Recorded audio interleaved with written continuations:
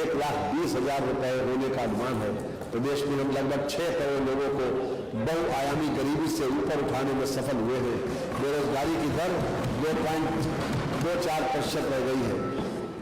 SDG India index में उत्तर प्रदेश की ranking जो वर्ष 18-19 में 29वें स्थान पर थी, बेहतर होकर वर्ष 23-24 में 18वें स्थान पर आ गई है। राज्य सरकार द्वारा फरवरी 2024 में चौथे ग्लोबल इन्वेस्टर्स समिट का सफलतम आयोजन किया गया। अब तक लगभग 50 लाख करोड़ रुपए के एमओयू हस्ताक्षरित हो चुके हैं, जिनसे लगभग 10 लाख रोजगार का सृजन संभावित है। इनमें से अब तक लगभग 15 लाख करोड़ रुपए के निवेश की लगभग 16,000 से अधिक परियोजनाओं के 4 ग्राउंड ब्रेकिंग सेरेमनी संपन्न हो चुके हैं। उत्तर प्रदेश भारत का सबसे बड़ा मोबाइल फोन विनिर्माण केंद्र है। देश के कुल मोबाइल फोन उत्पादन का 65% उत्पादन प्रदेश में होता है। भारत की 55% इलेक्ट्रॉनिक्स कंपोनेंट इकाइयां प्रदेश में स्थित हैं। प्रदेश का इलेक्ट्रॉनिक्स निर्यात 44,744 करोड़ रुपए तक पहुंच गया है। उद्योग और तकनीक में निवेश के साथ ही प्रदेश में नवाचार को बढ़ावा देने हेतु किए गए प्रयासों के फलस्वरूप उत्तर प्रदेश राज्य को राष्ट्रीय स्तर पर स्टार्टअप रैंकिंग में लीडर श्रेणी की रैंकिंग हासिल हुई है। सरकार की अवस्थापना प्रधान विकास के प्रति प्रतिबद्धता का ये प्रमाण है कि राज्य ने नीति आयोग द्वारा माह जनवरी 2026 में जारी एक्सपोर्ट प्रिपेयरनेस इंडेक्स 2024 में देश में लैंडलॉक्ड प्रदेशों में प्रथम स्थान प्राप्त किया है। प्रदेश कृषि उत्पादन में देश का अग्रणी राज्य है। गेहूं, धान, गन्ना, आलू, केला, आम, अमरूद, आंवला और मेंथा उत्पादन में राष्ट्रीय स्तर पर प्रदेश का योगदान सर्वाधिक है। 2016-17 में सिंचित क्षेत्र 2.16 करोड़ हेक्टेयर के मुकाबले प्रदेश में वर्ष 2024-25 में 60 लाख हेक्टेयर अधिक अर्थात 2.76 लाख हेक्टेयर का हो चुका है। फसल सघनता जो 2016-17 में 162.7% थी, वर्ष 2024-25 में 193.7% हो चुकी है। वर्ष 2016-17 की 5878 मेगावाट ताप विद्युत उत्पादन क्षमता के सापेक्ष वर्तमान वित्तीय वर्ष 2025-26 माह दिसंबर 2025 तक 55.16% बढ़ोतरी करते हुए 9,120 मेगावाट ताप विद्युत उत्पादन क्षमता प्राप्त की गई है। हमारी सरकार द्वारा हरित और स्वच्छ ऊर्जा स्रोतों के विकास पर कार्य किया जा रहा है। प्रदेश में अब तक कुल 2815 मेगावाट की सौर ऊर्जा परियोजनाएं स्थापित की जा चुकी हैं। मानकर हमारा ये मानना है कि आज के युग में इमर्जिंग टेक्नोलॉजी का भरपूर उपयोग विभिन्न क्षेत्रों में किया जाना आवश्यक हो गया है। इस हेतु उत्तर प्रदेश में नई और उभरती टेक्नोलॉजी मिशन की स्थापना की जाएगी। प्रदेश में स्टेट डाटा अथॉरिटी तथा डाटा सेंटर क्लस्टर्स की स्थापना की जाएगी। प्रदेश में एआई मिशन की स्थापना तथा टेक युवा समर्थ युवा योजना लाई जा रही है। सामाजिक क्षेत्र में समस्त सभी वर्गों के लिए योजनाओं के साथ साथ त्वरित व भविष्योन्मुखी विकास हेतु आधुनिक तकनीक तथा एआई के सदुपयोग व प्रदेश में उसके विकास के लिए इकोसिस्टम बनाने के लिए प्रदेश सरकार कार्य कर रही है। प्रदेश की प्रगति में नारी शक्ति के महत्वपूर्ण योगदान के साथ साथ युवाओं की ऊर्जा व उनकी मेधा अपरिहार्य है। मुख्यमंत्री मातृ सुरक्षा संकल्प योजना को और सघनता से चलाया जाएगा। स्वयं सहायता समूहों तथा महिला उद्यमियों द्वारा उत्पादित माल की बिक्री सुनिश्चित करने के लिए मुख्यमंत्री महिला उद्यमी उत्पाद विपणन योजना पर कार्य किया जा रहा है। डीजल आधारित नलकूपों को सौर ऊर्जा आधारित किया जाएगा। कृषि वितरण और निर्यात को बढ़ावा देने की योजना लाई जाएगी। त्वरित आर्थिक विकास के दृष्टिकोण से सिटी इकोनॉमिक रीजन योजना लाई जा रही है। विश्व बैंक सहायतित यूपी एग्रीज परियोजना के अंतर्गत एग्री एक्सपोर्ट हब की स्थापना कराई जाएगी। ईज ऑफ डूइंग बिजनेस के अगले चरण के रूप में जन विश्वास सिद्धांत के आधार पर उद्योगों को प्रोत्साहन प्रदान किया जाएगा, जिसमें रजिस्ट्रेशन, लाइसेंसिंग आदि कार्रवाइयों को और अधिक सहज और सुगम बनाया जाएगा। प्रदेश में डिजिटल इंटरप्रेन्योरशिप योजना पर कार्य किया जाएगा। मानवर जहां अर्थव्यवस्था में पूंजी निवेश और अवस्थापना विकास का महत्वपूर्ण योगदान है, वहीं प्रदेश की युवा जनशक्ति को रोजगार के अवसर प्रदान करने, उन्हें रोजगार के लिए सक्षम बनाना भी उतना ही महत्वपूर्ण है। ऐसे व्यक्ति जिनके पास किसी भी व्यवसाय में हस्त कौशल या निपुणता प्राप्त है कभी भी बेरोजगार नहीं रह सकते। इसलिए युवाओं के लिए बड़े पैमाने पर रोजगार परक प्रशिक्षण और कौशल संवर्धन को प्राथमिकता के आधार पर मिशन मोड में संचालित किया जाना आवश्यक है। पढ़ाई के साथ साथ युवाओं के कौशल संवर्धन की व्यवस्था की जानी होगी। हमारे कौशल विकास प्रशिक्षण केंद्रों की क्षमता बढ़ाई जाएगी तथा नए केंद्र स्थापित किए जाएंगे। इस अभियान में निजी क्षेत्र की सहभागिता भी सुनिश्चित की जानी होगी। पीपीपी मोड में कौशल संवर्धन और जॉब प्लेसमेंट केंद्र विभिन्न जनपदों में स्थापित किए जाने होंगे।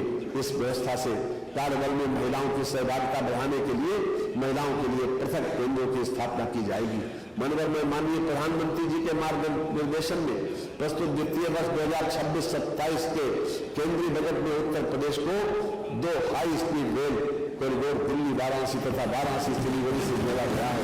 उत्तर प्रदेश में स्थित पुरातात्विक एवं सांस्कृतिक महत्व के 2 स्थलों सारनाथ एवं हस्तनापुर के विकास की योजना बजट में रखी गई है। इसके लिए मैं प्रदेश की जनता की ओर से आभार व्यक्त करता हूं। इसके अलावा प्रत्येक जिला अस्पताल में इमरजेंसी एवं ट्रामा सेंटर की स्थापना, प्रत्येक जिले में छात्राओं के हॉस्टल, 10,000 टूरिस्ट गाइडों का कौशल संवर्धन जैसी योजनाओं का लाभ अन्य प्रदेशों के साथ साथ उत्तर प्रदेश की जनता को भी प्राप्त होगा। केंद्र सरकार द्वारा डायबिटीज तथा कैंसर की दवाओं के मूल्यों में कमी किए जाने की घोषणा की गई है। यह अत्यंत सराहनीय कदम है। मनोवर किसानों, युवाओं, महिलाओं और श्रमिकों का सशक्तिकरण, रोजगार के अवसर सृजित करना हमारी सरकार की प्राथमिकताओं में सम्मिलित है। बजट पर चर्चा शुरू करने से पूर्व मैं इस सम्मानित सदन के समक्ष इस बारे में एक संक्षिप्त अवलोकन प्रस्तुत करना चाहूंगा। किसान, हमारी सरकार के अब तक के कार्यकाल में 3,04,321 करोड़ रुपए से अधिक के रिकॉर्ड गन्ना मूल्य का भुगतान कराया गया है। ये भुगतान इसके पूर्व के 22 वर्षों के सम्मिलित गन्ना मूल्य भुगतान 2,13,519 करोड़ रुपए से भी 90,802 करोड़ रुपए अधिक है। पेराई सत्र 2025-26 गन्ना मूल्य की दरों में 30 रुपए प्रति क्विंटल की वृद्धि की गई है। इस बढ़ोतरी से गन्ना किसानों को लगभग 3,000 करोड़ रुपए का अतिरिक्त गन्ना मूल्य भुगतान प्राप्त होगा। रबी विपणन वर्ष 2025-26 में कृषकों से भी 10.27 लाख मीट्रिक टन गेहूं का क्रय करते हुए 2512 करोड़ रुपए का भुगतान किया गया है। खरीफ विपणन वर्ष 2025-26 में कृषकों से 42.96 लाख मीट्रिक टन धान का क्रय करते हुए 9710 करोड़ रुपए से अधिक का भुगतान किया गया है। खरीफ विपणन वर्ष 2025-26 में 54,253 कृषकों से 2.14 लाख मीट्रिक टन बाजरा क्रय करते हुए कृषकों को 595 करोड़ रुपए का भुगतान किया गया है। नलकूपों से सिंचाई के लिए किसानों को दिनांक 1 अप्रैल 2023 से मुफ्त विद्युत आपूर्ति प्रदान की जा रही है। वर्ष 2025-26 में अल्पकालिक फसली ऋण वितरण के अंतर्गत दिनांक 19 दिसंबर 2025 तक 10,257 करोड़ रुपए का ऋण वितरण कर 15,01,000 कृषकों को लाभान्वित किया गया है।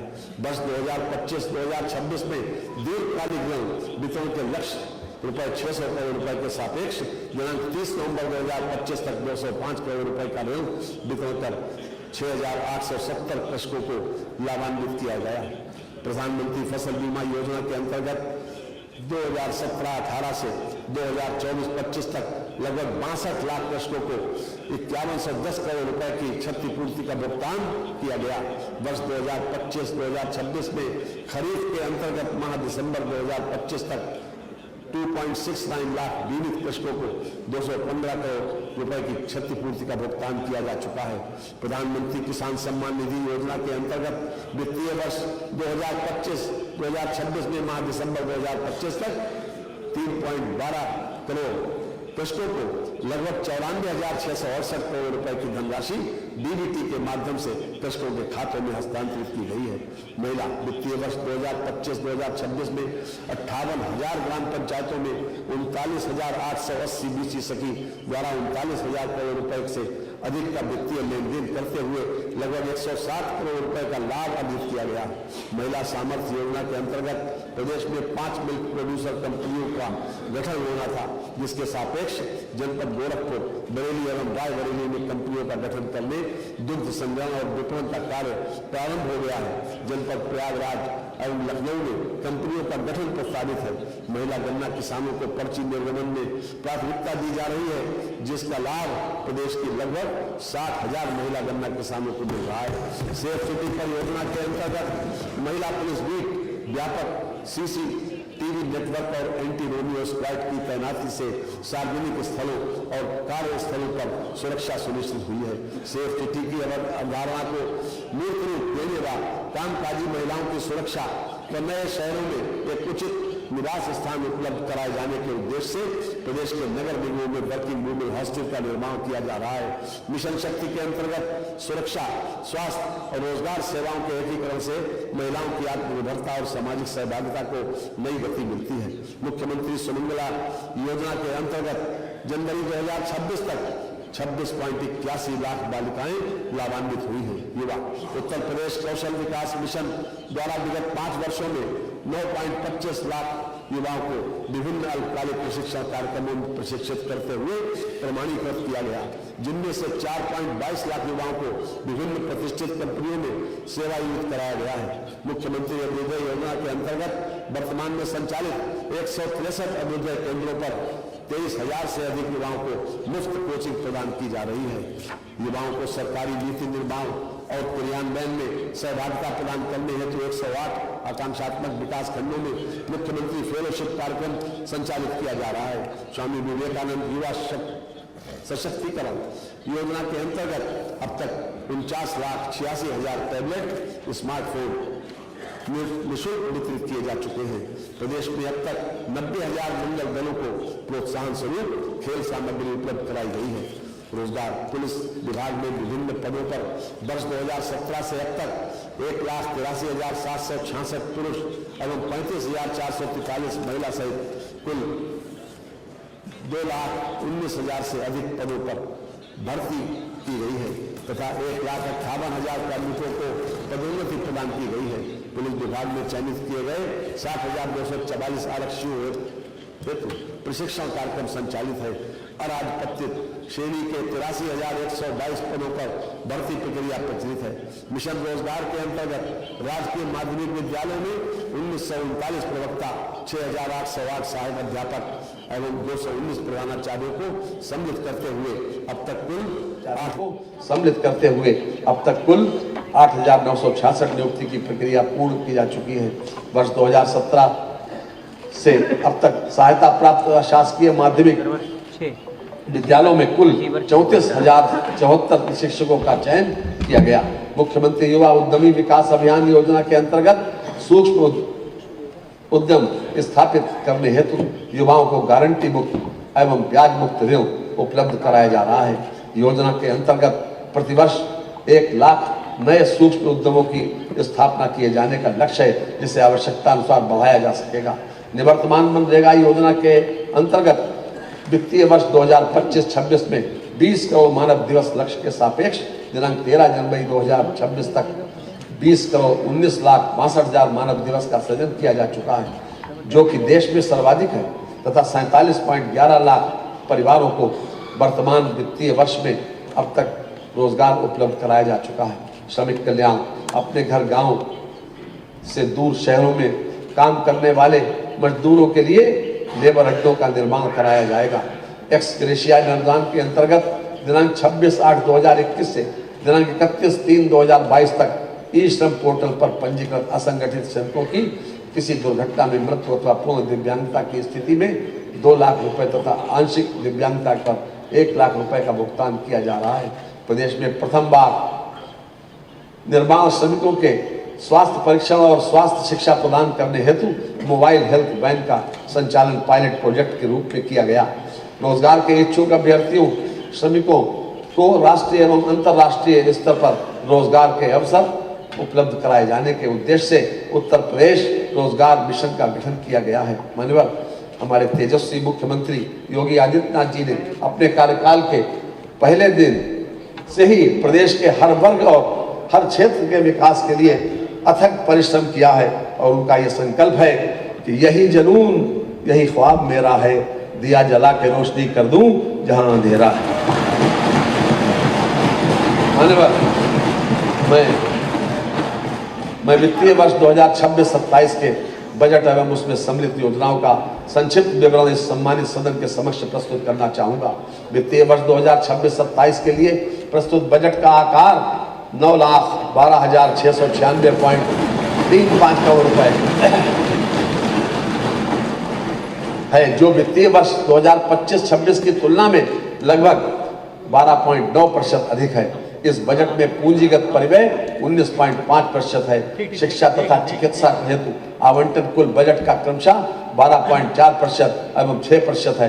कृषि और संबद्ध सेवाओं के लिए आवंटन कुल बजट का 9% है। 16वें केंद्रीय वित्त आयोग की संस्तुतियों जिन्हें केंद्र सरकार द्वारा स्वीकार किया गया है के क्रम में वित्तीय वर्ष 2026-2027 में राजकोषीय घाटे की सीमा 3% रखी गई है, जो वर्ष 2030-31 तक लागू रहेगी। राज्य सरकार सुदृढ़ वित्तीय प्रबंधन एवं ऋण नियंत्रण के प्रति पूर्णता प्रतिबद्ध है। कार्यभार ग्रहण करने से पर वर्ष 2016-17 में 29.3% की ऋण वृद्धि जीएसडीपी के अर्थव्यवस्था विरासत में मिली थी, जिसे हमारी सरकार ने वर्ष 2019-20 तक घटाकर 27.9% कर दिया था। परंतु कोविड-19 महामारी के अभूतपूर्व आर्थिक प्रभाव के कारण यह अनुपात बढ़कर वर्ष 2021-22 में 33.4% हो गया। मुझे इस सदन को यह बताते हुए प्रसन्नता हो रही है कि सुनियोजित राजकोषीय प्रबंधन के परिणाम स्वरूप वर्ष 2024-25 में ऋण जीएसडीपी अनुपात को पुनः घटाकर 27% से नीचे लाया जा चुका है तथा आगामी वित्तीय वर्ष 2026-27 में इसे और कम कर 23.1% तक लाने का लक्ष्य है। इतना ही नहीं, बजट के साथ प्रस्तुत मध्यकालीन राजकोषीय नीति में राज्य सरकार इसे चरणबद्ध रूप से 20% से नीचे लाने के लिए दृढ़ संकल्पित है, जिससे राज्य की दीर्घकालिक वित्तीय स्थिरता एवं सतत विकास सुनिश्चित हो सके। कानून व्यवस्था जन सामान्य को सुरक्षा प्रदान करने एवं कानून व्यवस्था के क्षेत्र में आने वाली चुनौतियों का सामना करने हेतु पुलिस व्यवस्था को और अधिक सक्षम एवं सुदृढ़ करना सरकार की सर्वोच्च प्राथमिकता है। प्रदेश में जनमानस को सुरक्षा प्रदान करने हेतु पुलिस प्रशासन द्वारा कठोर प्रयास किए जा रहे हैं, जिसके फलस्वरूप अपराध एवं कानून व्यवस्था की स्थिति सुदृढ़ है। वर्ष 2016 के मुकाबले डकैती, लूट, हत्या, बलवा और फिरौती के लिए अपहरण के मामलों में क्रमशः 89%, 85%, 47%, 70% और 62% की कमी हुई है। महिलाओं के खिलाफ अपराधों में वर्ष 2016 के मुकाबले हत्या, दहेज, मृत्यु, बलात्कार और शीलभंग के मामलों में क्रमशः 48%, 19%, 67% और 34% की कमी आई है।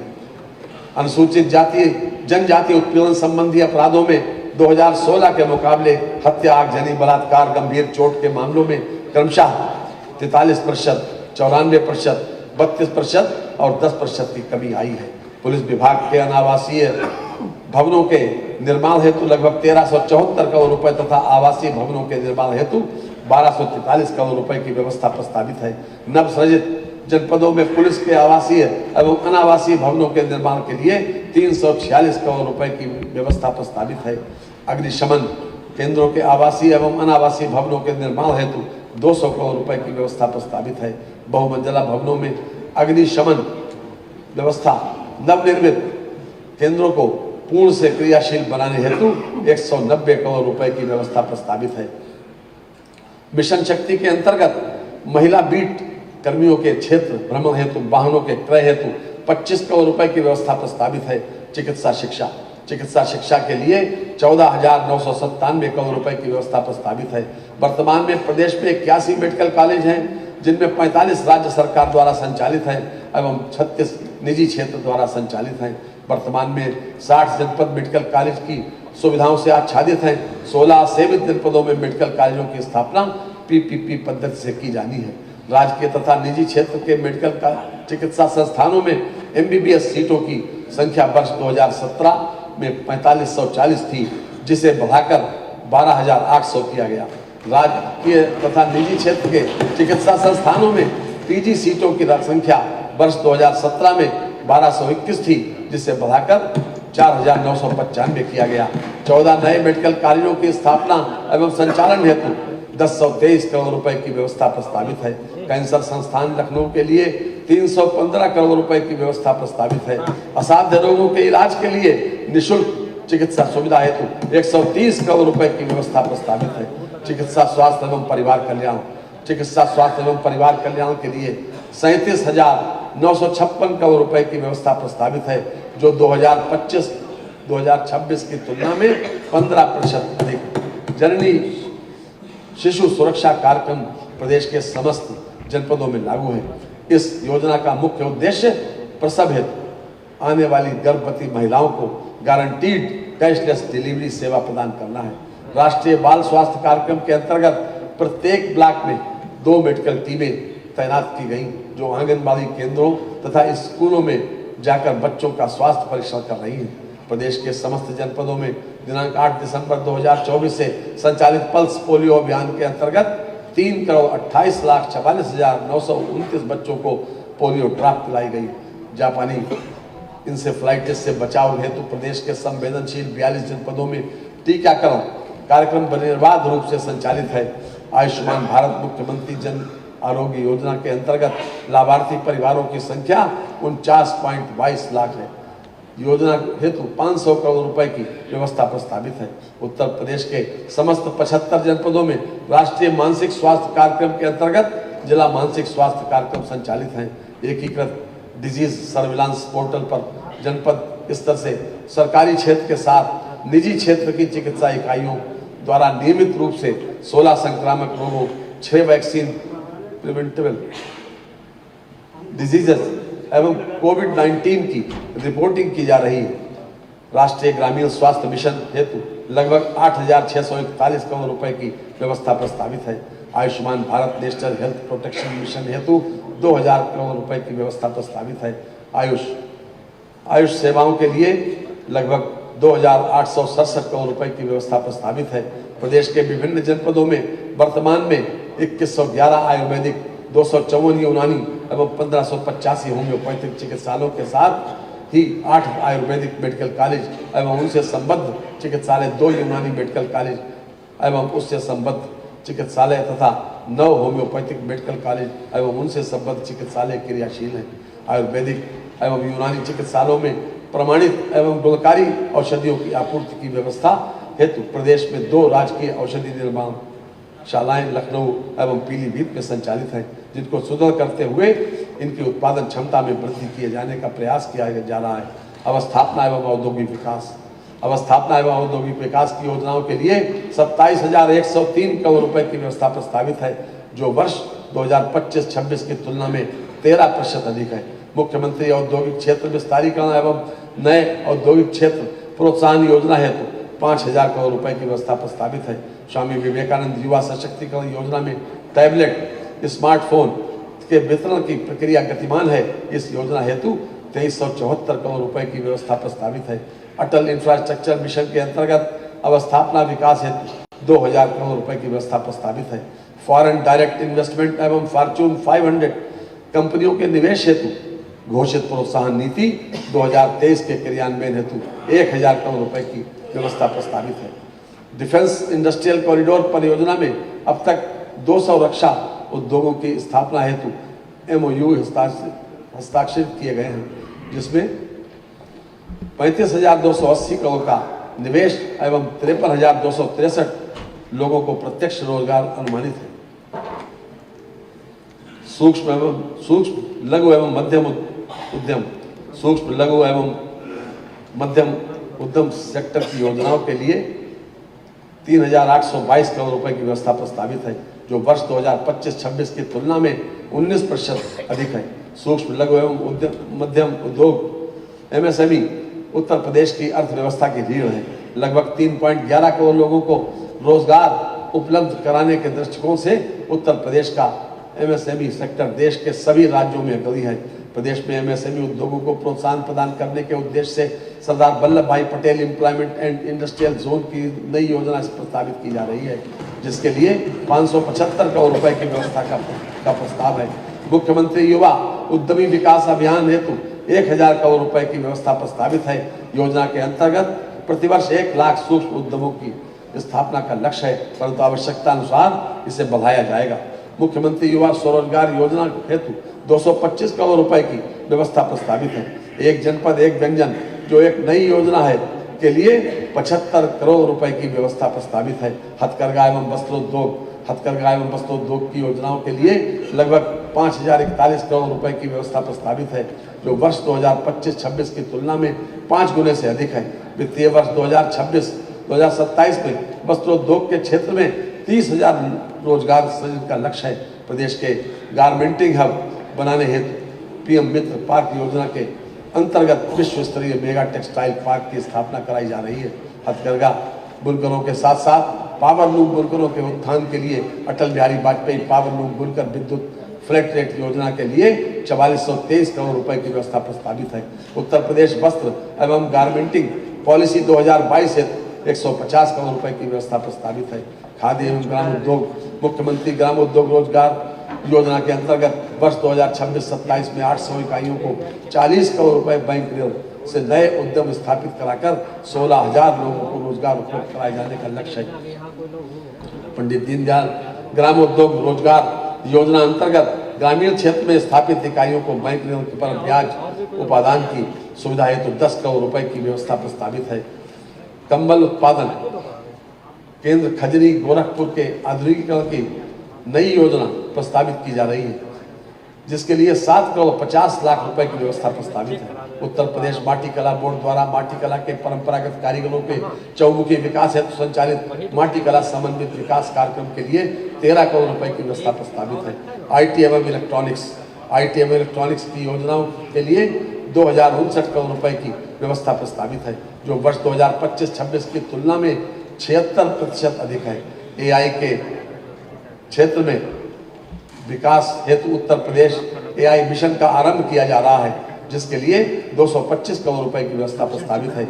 इंडिया एआई मिशन के साथ प्रदेश की 49 आईटीआई को एआई लैब के साथ राज्य के एआई सेंटर ऑफ एक्सीलेंस तथा इंडिया एआई डाटा लैब्स की स्थापना हेतु 32 करोड़ 82 लाख रुपए की व्यवस्था है। साइबर सुरक्षा संचालन केंद्र की स्थापना की नई योजना प्रस्तावित की जा रही है, जिसके लिए 95 करोड़ 16 लाख रुपए की व्यवस्था प्रस्तावित है। माननीय मुख्यमंत्री जी के नेतृत्व में एआई प्रजा कार्यक्रम की शुरुआत की गई है और इस पहल के माइक्रोसॉफ्ट, गूगल, इंटेल, आईबीएम और 1M1B जैसी वैश्विक स्तर की कंपनियां एआई प्रशिक्षण में हमारे साथ काम कर रही हैं।